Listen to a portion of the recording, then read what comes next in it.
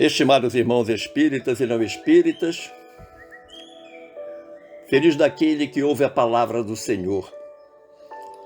Mais feliz ainda é aquele que a coloca em prática. Refletiremos hoje sobre 3 virtudes crísticas ensinadas por Jesus: prudência, sabedoria e paciência. A base evangélica de nossa reflexão vem do capítulo 25 de Mateus, versículos 1 a 13, conhecida como a parábola das 10 virgens, e que assim se expressa. Disse Jesus: então o reino dos céus será semelhante a 10 virgens, que tomando as suas lâmpadas, saíram ao encontro do esposo. E 5 delas eram prudentes, e 5 loucas. As loucas, tomando as suas lâmpadas, não levaram azeite consigo. Mas as prudentes levaram azeite em suas vasilhas com as suas lâmpadas.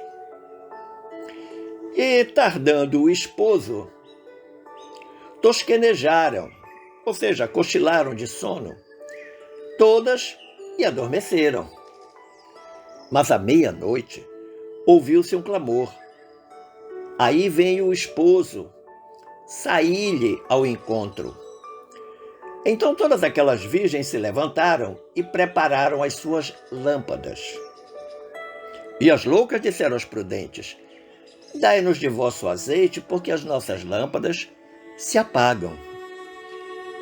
Mas as prudentes responderam, dizendo: não seja caso que nos falte a nós e a vós, e diante aos que o vendem, e comprai-o para vós.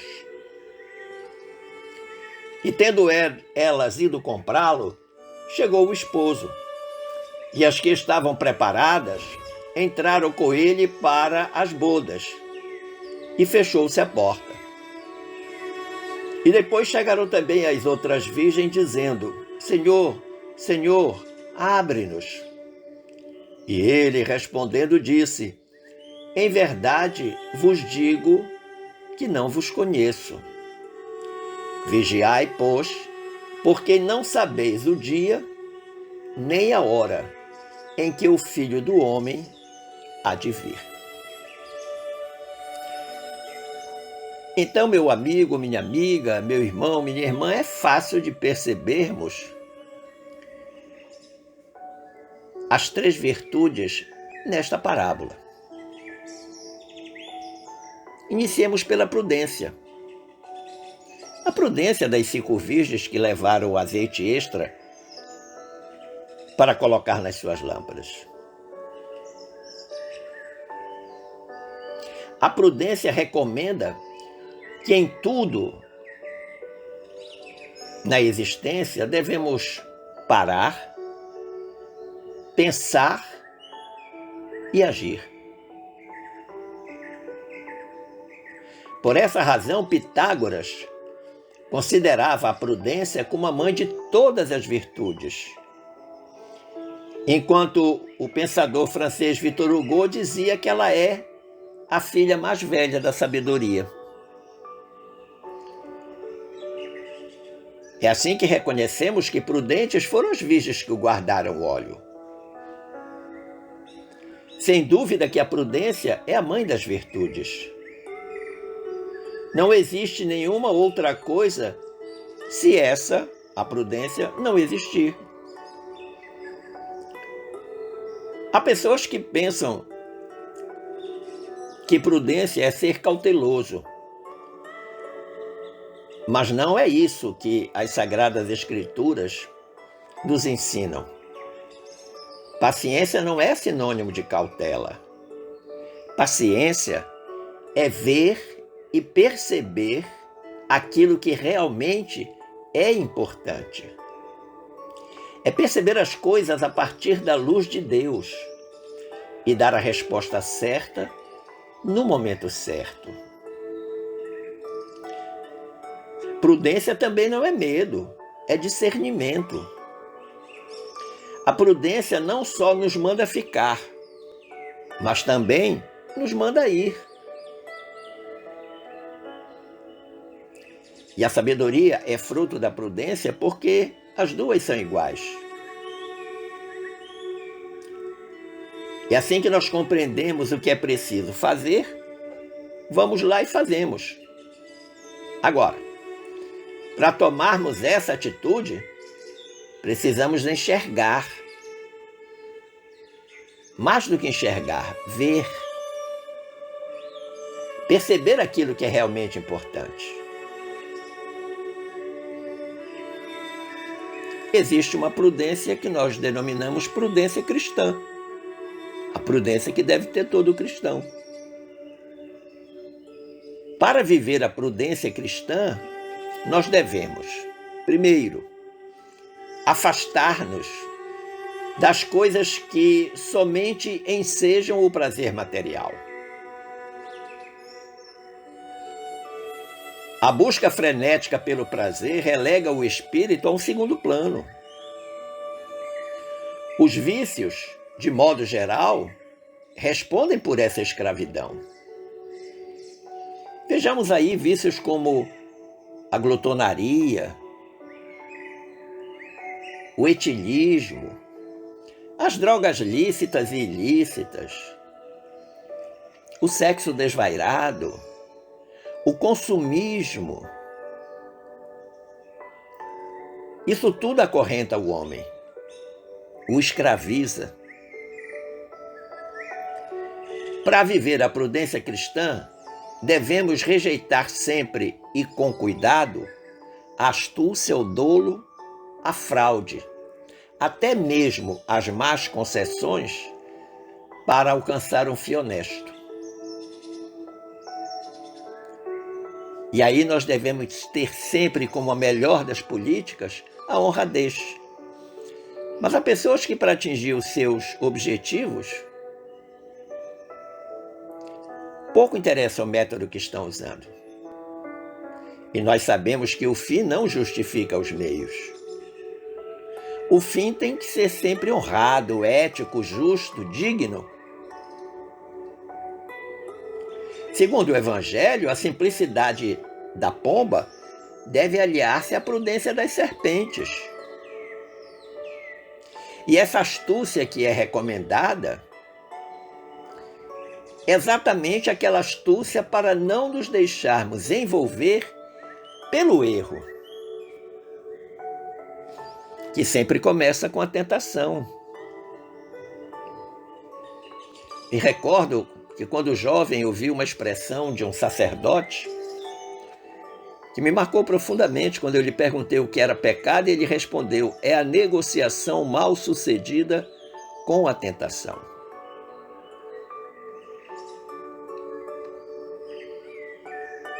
Nós erramos porque não somos astutos e nos deixamos envolver pelas seduções da tentação. Para viver a prudência cristã, devemos também rejeitar os preconceitos e as paixões, pois são fontes de perturbações para o juízo. Devemos entender que as decisões movidas pelos preconceitos podem ser falsas ou sem um mínimo de razão. Por outro lado, as paixões como o orgulho, a sensualidade, a volúpia e o cuidado excessivo com os bens do mundo fazem-nos escolher o que é melhor sob o aspecto dos interesses temporais, dos interesses materiais. Por isso que eu falei anteriormente, nós acabamos relegando as coisas do espírito e nos tornamos escravos das coisas da matéria. Todas as vezes que você precisar tomar uma decisão difícil e de forma rápida, tenha sempre um momento de meditação e de oração. Conecte com Deus. Use o Uai Fé e a senha é amor. Faça essa conexão, medite profundamente, ore para poder tomar a melhor decisão, para não ter que se arrepender depois.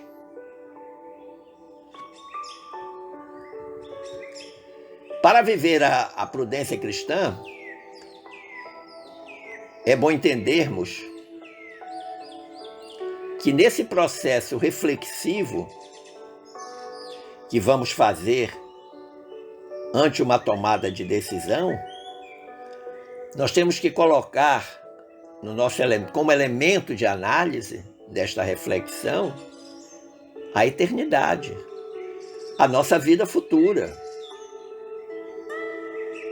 e referir tudo isso a Deus, que é o nosso bem último. É dessa forma que nós conseguimos combater a leviandade de espírito. É dessa forma que nós conseguimos evitar a precipitação dos juízos ou a inconsideração ou falta de consideração. Vejamos agora o significado da sabedoria como virtude crística. Quanto à sabedoria de Jesus na sua época, principalmente quando ele era tentado pelos doutores da lei, pelos poderosos, com perguntas capciosas, e ele sempre usando da parceria, da sabedoria, melhor dizendo, da paciência, da prudência, respondia à altura, deixando na maioria das vezes os seus interlocutores calados.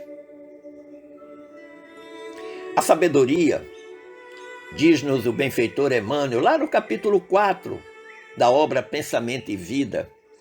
Esse capítulo se intitula Instrução, e nele o Emmanuel diz: 2 asas conduzirão o espírito humano à presença de Deus. Uma chama-se amor, a outra sabedoria. Olha que interessante.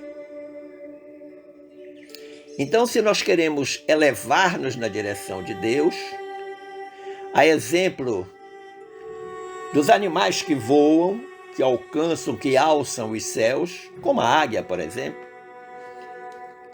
nós vamos precisar usar 2 asas, nosso espírito, para chegar até a presença de Deus. Uma asa chama-se amor e outra sabedoria. E o Emmanuel diz: pelo amor, que acima de tudo é serviço aos semelhantes. Então ele já define o que é amor. E quando ele fala serviço aos semelhantes, ele está falando de caridade. E a gente sabe que caridade é o amor em movimento. Então ele diz que pelo amor, que acima de tudo serviço aos semelhantes, a criatura se ilumina, processo de autoiluminação, e se aformoseia, fica formoso, bonito, belo, por dentro. E aí é o grande diferencial, porque muitas vezes nós queremos ficar formosos por fora. E Emmanuel chama a atenção que esse aformoseamento é interno, interior. Emitindo em favor dos outros, diz Emmanuel, o reflexo de suas próprias virtudes. Ou seja, nesse processo de autoiluminação, transborda a luz de nós. E esse transbordar é um transbordar de virtudes, que vai alcançar o próximo, aqueles que nós estamos a ajudar. E ele prossegue: e pela sabedoria, que começa na aquisição do conhecimento, então a gente percebe a necessidade do estudo na nossa amada doutrina dos espíritos. O estudo sistemático não é simplesmente ler o Evangelho, ler as obras da codificação, é estudá-las. Da mesma forma que nós estudamos todos os componentes curriculares da nossa formação profissional. O Emmanuel diz: é pela sabedoria que começa na aquisição do conhecimento que a criatura recolhe a influência dos vanguardeiros do progresso, que lhe comunicam os reflexos da própria grandeza, impelindo-a para o alto. Quem são os vanguardeiros do progresso? Todos os bons espíritos, como o próprio Emmanuel, que veio trazer, através da pena mediúnica de Chico Xavier, todo o conhecimento possível em mais de 500 obras, 530 segundo o grande amigo de Chico, e que preside lá a casa Chico Xavier, em Pedro Leopoldo. E esses vanguardeiros do progresso nos estimulam, pelo conhecimento que apresentam, a esse estudo sistemático. E o Emmanuel encerra, então, essa primeira fase dizendo: através do amor, valorizamos-nos para a vida. Através da sabedoria, somos pela vida valorizados. Através do amor, valorizamos-nos para a vida. Através da sabedoria, somos pela vida valorizados. Parece um jogo de palavras, mas são coisas distintas. O amor, essa caridade em movimento, essa asa espetacular, não vai conseguir voar somente com uma asa, vai precisar das duas. A outra é a sabedoria. E nós somos valorizados na vida exatamente pela sabedoria que utilizamos. Os historiadores contam que o imperador Tibério, que veio entre o ano 1 e 37, ou que governou entre 1 e 37, Roma, inclusive quando Jesus viveu, o imperador romano era Tibério. Ele, quando induzido por seus próprios assessores a aumentar a carga dos impostos para benefício do império, ele teria respondido. Tibério disse lá aos assessores que sugeriram a ele aumentar a carga de impostos: sou grato ao vosso conselho. No entanto, de minha parte, devo considerar que um pastor consciente e sábio naturalmente tosquia as ovelhas, mas nunca as degola. Olha que interessante.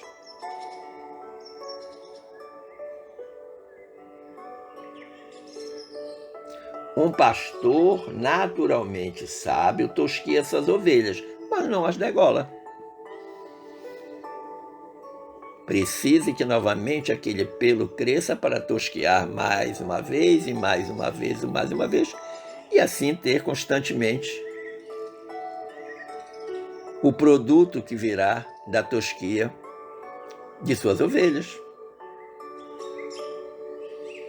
Você pode perguntar: e onde está escrito isso? No capítulo 13, cujo título é Sabedoria, da obra mediúnica de Chico Xavier e Emmanuel, intitulada A Semente de Mostarda, uma das 530 obras de Chico Xavier. O substantivo feminino, sabedoria, tem dois significados. Pode ser qualidade, caráter de quem ou do que é sábio, ou pode ser também grande instrução, ciência, erudição, saber. O saber é um significado de sabedoria. E é um verbo importante. Do ponto de vista teológico, o saber não é tudo, mas o será quando for acompanhado do fazer. Por isso que lá no Evangelho de João, capítulo 13, versículo 17, há uma frase de Jesus importantíssima sobre esse aspecto do saber e do fazer. O mestre disse: se sabeis estas coisas, bem-aventurados sois se as fizerdes. Ou seja, não adianta o conhecimento guardado em mim, a minha erudição, de jeito e qualidade nenhuma.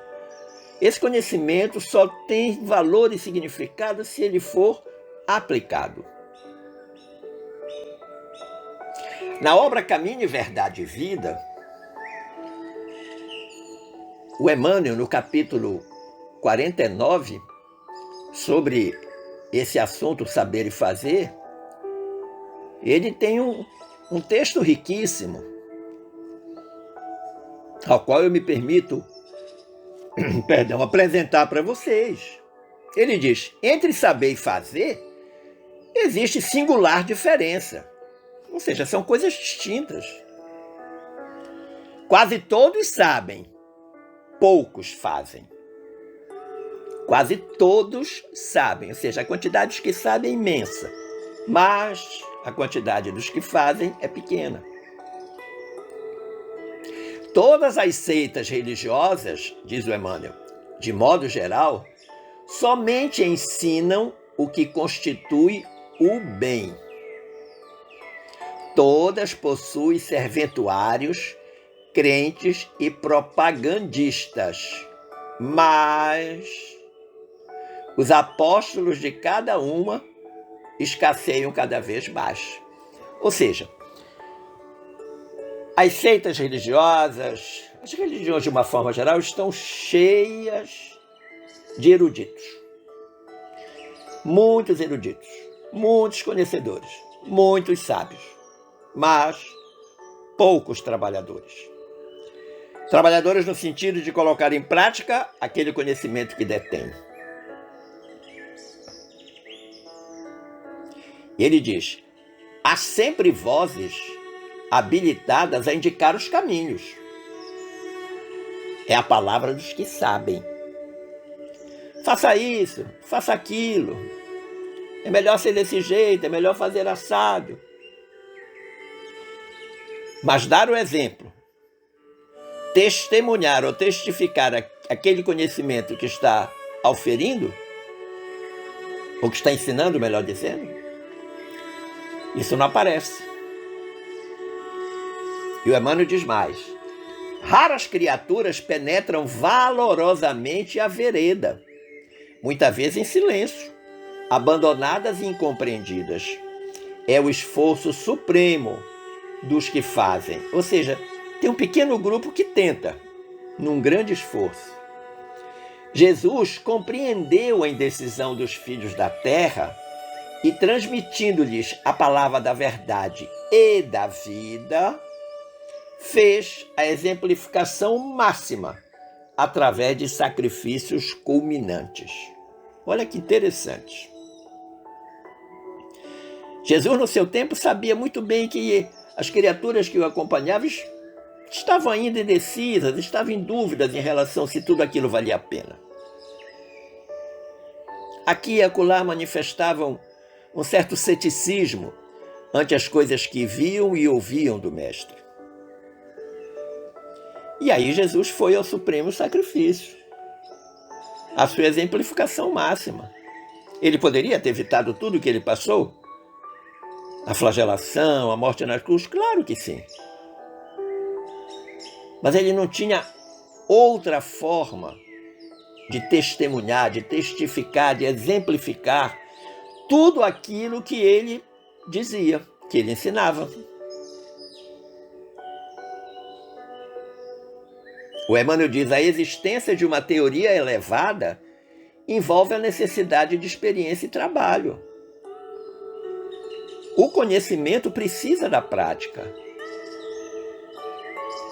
Teoria e prática são interdependentes. E o Emmanuel diz ainda: se a ação edificante fosse desnecessária, a mais humilde tese do bem deixaria de existir por ser inútil. É por essa razão que João, diz Emmanuel, assinalou a lição do Mestre com sabedoria. Aquele versículo que eu li anteriormente, quando Jesus disse: se sabeis estas coisas, bem-aventurados sois, se as fizerdes.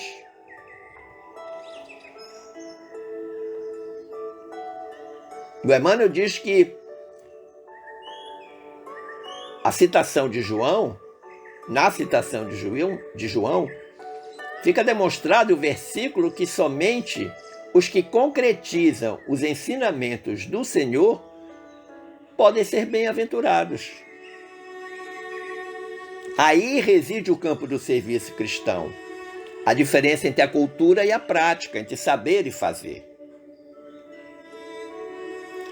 Eu considero espetacular essa explicação do Emmanuel. Mas você deve estar se perguntando, e a paciência? Esse gênero de primeira necessidade em tempos de pandemia, paciência. Vamos recordar, está lá no nosso Evangelho,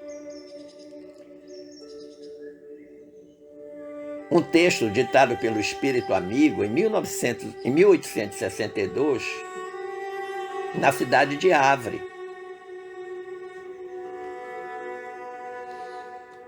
Está lá no nosso Evangelho. Salvo o melhor juízo, no capítulo 9.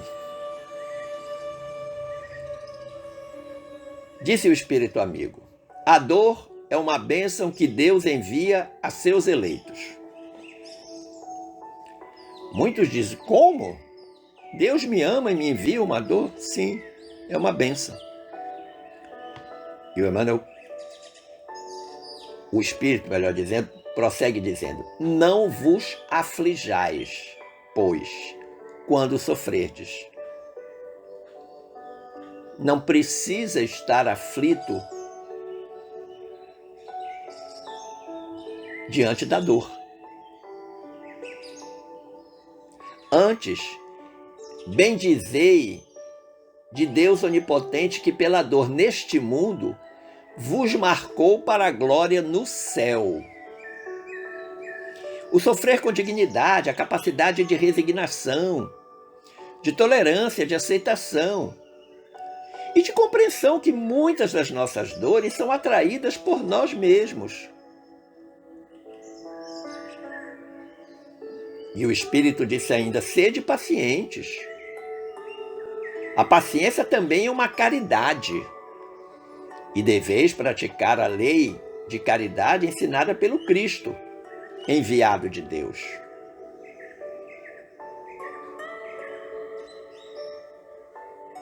Se nós combinarmos esse texto do Espírito Amigo com o que o Emmanuel fala sobre paciência, a gente vai entender que ele, Emmanuel, nos ensinou que a paciência é o amor em ação, tanto quanto a caridade.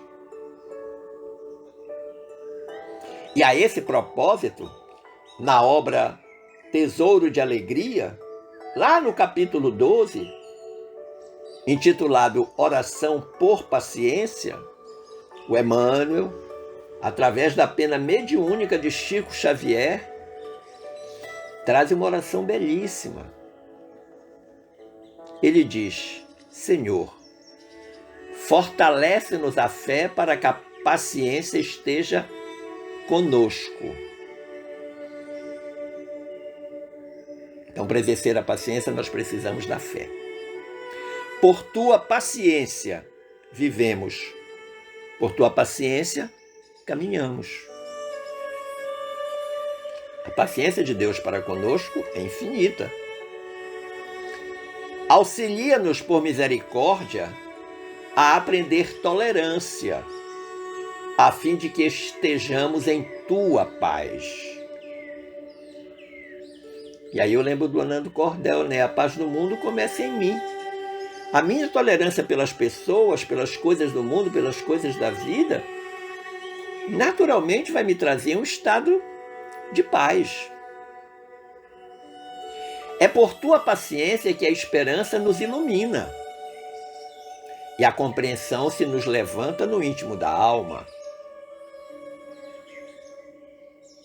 Agradecemos todos os dons de que nos enriqueces a vida, mas te rogamos, nos resguarde a paciência de uns para com os outros, para que estejamos contigo, Olha que interessante. Para que estejamos contigo, tanto quanto estás conosco, hoje e sempre. A minha paciência para com o meu próximo gera essa conexão com Deus.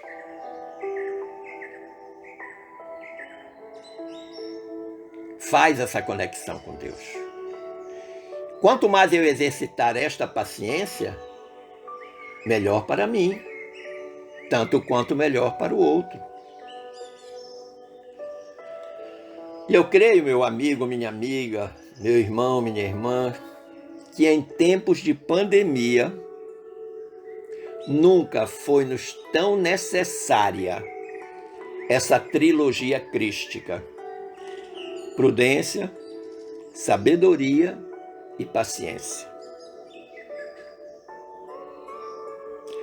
Agradecendo o carinho da atenção, das boas vibrações emanadas, eu desejo que fiquemos todos em paz com Jesus. Um forte abraço.